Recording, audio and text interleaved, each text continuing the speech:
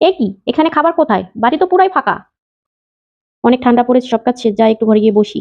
কি, সব কাজ করা শেষ? হ্যাঁ মা, সব কাজ করা শেষ, এখন আমি অনেক ক্লান্ত, একটু বসে রেস্ট নেব।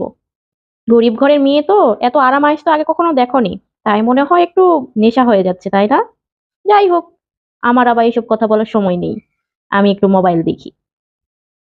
হ্যাঁ, ঠিক আপনার মতোই, আগে তো মোবাইল কখনো দেখেননি, এই বয়সে এসে মোবাইলের নেশা হয়ে গেছি।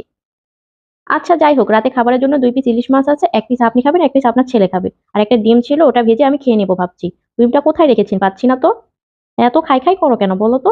রাতে কোনো কিছু একটা খেয়ে পেট ভরালেই হয়ে গেল। এত খাই খাই কিসের? যাও আমার খাবারটা দিয়ে যাও।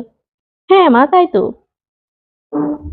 এই নিন মা, আপনার রাতের খাবার নিন। এ কি, এখানে খাবার কোথায়? বাড়ি তো পুরাই ফাঁকা।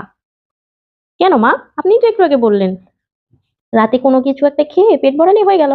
এই জন্যই তো আমি 1 গ্লাস পানি আর বাটি ভর্তি করে হাওয়া বাতাস এনেছি।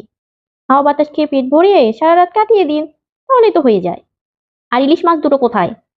ইলিশ মাছ একটা আপনার ছেলেকে দিয়ে দিয়েছি, আর একটা রেখেছি, আমি খেয়ে শুয়ে পড়বো।